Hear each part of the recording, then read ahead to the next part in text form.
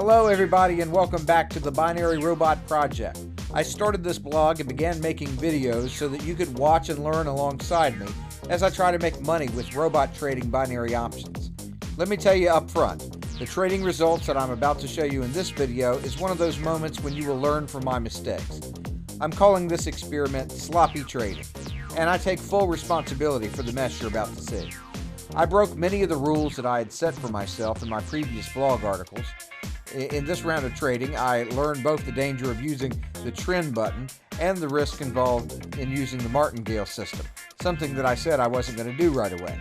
I did learn how to force the robot to show me the 5-minute expirations instead of just displaying the available 60-second trades, and that's an annoyance that's plagued me since my first experiment. So at least one positive came out of this video. Otherwise, by the end of this video, you'll see that I take a pretty big hit, and I'll have to fund my account again before I can continue with further experiments. That may delay progress a bit. Unless somebody wants to help us out by becoming a contributor, visit binaryrobotproject.com if you want more information about that. Well, let's just dive right in. The trading you're about to see took place on October 26. I started trading around 1:30 and finished up around 4 o'clock. This first trade took place by accident. While I'm flipping around in my settings, I accidentally executed a 60-second trade. I'm not trying to do 60-second trades. I wanted to do 5-minute trades, but I said, okay, we'll see what happens.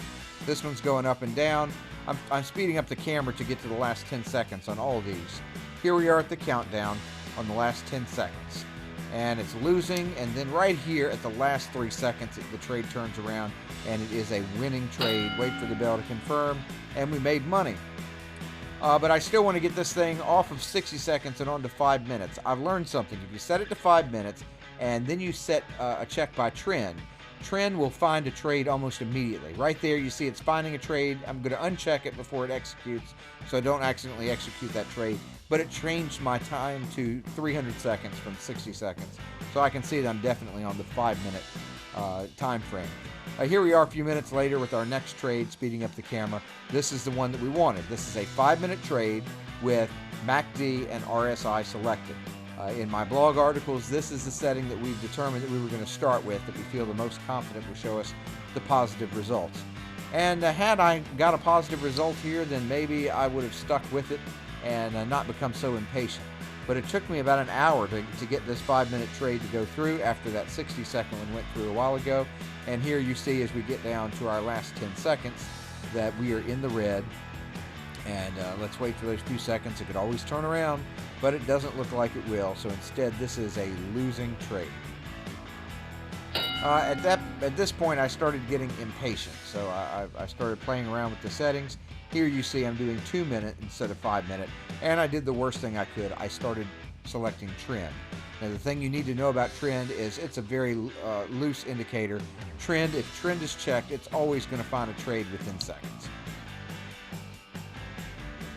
I should have known better than to have chosen trend, but I can't go back in time. Here's the bad thing. Unfortunately, I had a success with this first one. And that led me to think, okay, well, let's just keep doing this. As you see, I made money on that trade. So immediately after that, rapid fire succession, trend executes another trade. So I said, okay, well, we'll just see what happens. I'm making money. It's fluctuating a bit. The 2 minutes seem to be working pretty good, better than 60 seconds. But looky here, down the last few, and it looks like we're going to win again. 5, 4, 3, 2, and finally wait for the bell. And that was a successful trade as well. So there's 2 in a row. Now it's executed a third one. Rapid fire succession here. This is not time lapse. You are actually seeing rapid fire succession 3 in a row. And this one's looking good so far. Let's see what happens. We're getting down to our last 10. And it looks like this is going to be another winning trade. But that would lead you to believe that trend is the way to go. But unfortunately, yes, that was a win, but unfortunately, trend is not the way to go. Trend is just a way to get sucked in there because this is just luck of the draw right now. We've got another trade. Oh, finally it's going in and out of the, from red to green here. And let's see how this one's going to end up. We should be due for a loss anytime now. It looks like this is probably going to give us the loss. It is in the red and counting down for the last few seconds. And retrieving results, that was a loss. But not bad. First loss that we've had in a while. Now you see I'm adding the MACD and RSI, but I still have trend checked. Now that's another thing that I learned, is that it doesn't stack these indicators. We don't have to have MACD, RSI, and a trend opportunity all happening at the same time. So basically that trend is overriding. We got our trade executed pretty quickly here. Looks like it might be another winning trade. Boy, this day looks like it's a day to make money.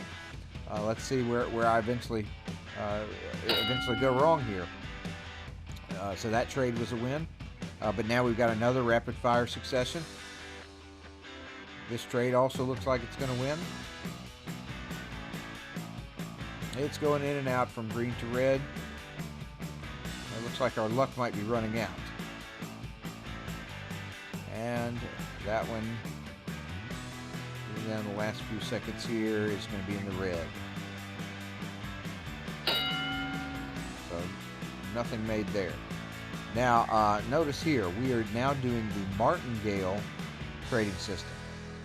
Again, I just decided to play around with some different settings. I wanted to see how this works. Because we are doing the martingale, that trade was now placed for $50 instead of $25 to try to recover that previous loss. Is it going to do it? Well, right now it's looking good. Down the last 3 seconds.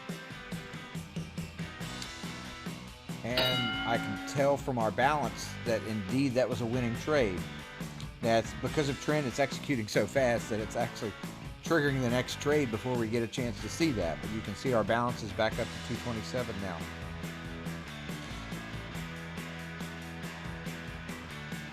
And here we are on the last few seconds of this trade, still using the martingale system.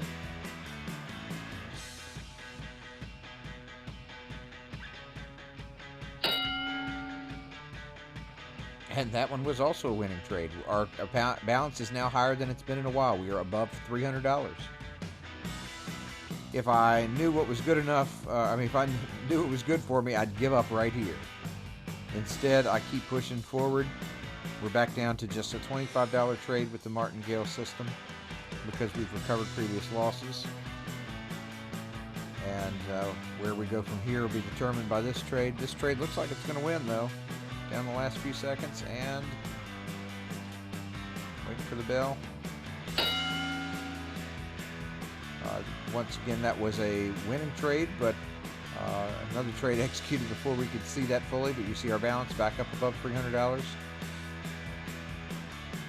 This one does not look like it's going to win, unless it changes here at the end.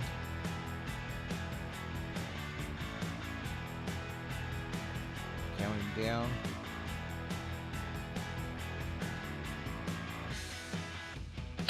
And you see we experienced a loss there. So the next trade is we're going to try for $50 instead of $25 to recover that loss. Will it do it? Boy, this one didn't look good. It executed and went way out in the left field as soon as it did. I do not think this one's going to recover us. In fact, I disabled auto trade and disabled so that it wouldn't double it again, because we'd be trading for $100 this next go round. I just take my loss. We're back down to $255, so that one hurt. The martingale does hurt when you lose a trade. Although, what would have happened if I'd have stuck with it? Well, we'll find out, because I couldn't resist. So I jumped right back in. This time I have an actual trade here with MACD and RSI.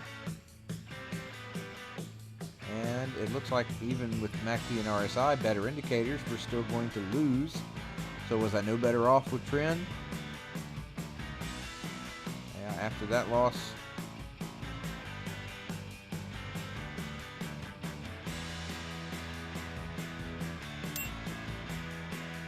Well, now looky here.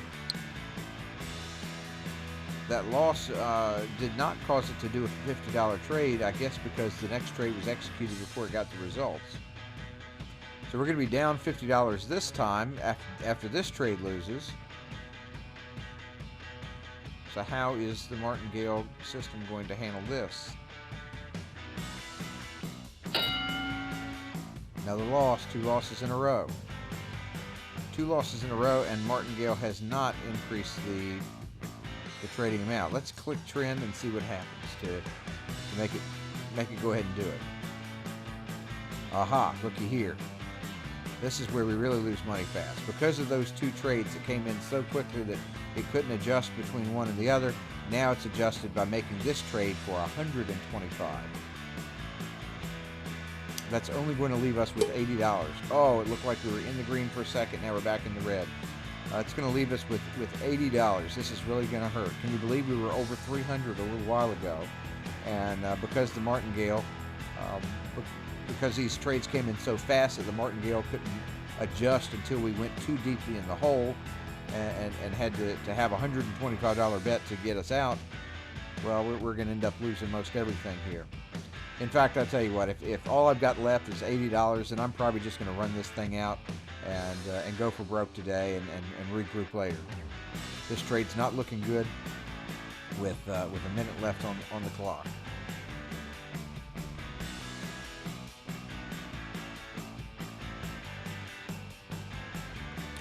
Okay, let's speed things up so we can see what this is going to do. Down to the last 10 seconds. And it looks like we are going to lose this large trade in the last 2 seconds. Yeah, Martingale hurt us.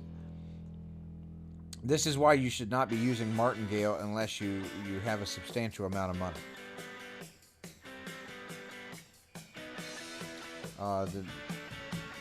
Martingale, we can't even use Martingale at this point because we don't have enough money to cover what it would take to initiate the next trade. So we put it on classic mode. We're back to $25 increments just to see what'll happen here. We're just going to run this thing out. And another thing I've done just to play around with settings is instead of selecting trend to get fast trades, we are going to that trade was a loss. Instead of trend, we are going to select different pairs. We've been restricting it to Euro and US dollar pairs. I've selected all the other pairs, but only selected MACD and RSI. I've gotten rid of trend.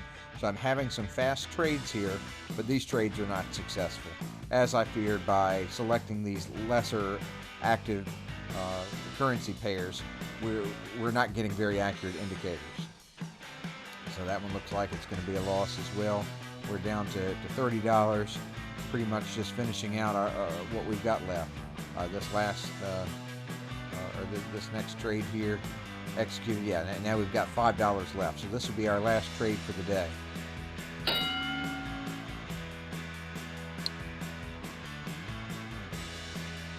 Speed things up to get through this. We were doing good there for a little bit. Thought maybe we'd make a little bit of a recovery, but it looks like we're going to end this one in the red. Down to the last 3 seconds. And we ended that one in the red. All right, folks, you just saw me lose most of the money in the account. So this is what not to do. What did we learn? Well, stay away from trend.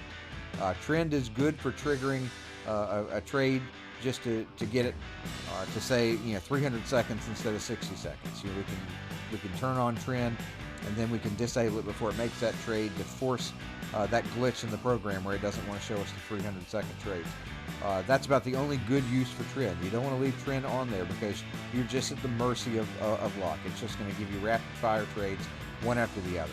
Martingale, there still may be hope for that, but you better have enough money to be able to survive several losses stacking up, and then when the Martingale kicks in to recover those losses by increasing your wager amount, you better make sure you have enough money there to do that. So I'd say probably until we have $1,000 in the account, we should not engage in Martingale anymore. For now, it's fundraising time. I've got to come up with some more money. I've got to get the money in the account, and then we'll go back to being more conservative with our trades from this point forward. I think the next factor to think about is time. I started too early. I started at 1:30. In the past, we had better luck with RSI and MACD when I waited until about 3 o'clock. So I shouldn't do anything this early anymore. That made me impatient, made me start doing some sloppy trading. I might also wait until the evening next time. What happens if I come back after supper and start running RSI and MACD on the euro and US dollar at supper time? Will I see better performance than what I'm seeing in the afternoon? These are all questions that we'll have to answer one step at a time. For now, just wait for that next video. Keep reading my blog, and I'll post articles as new information becomes available. Until next time, this has been the Binary Robot Project.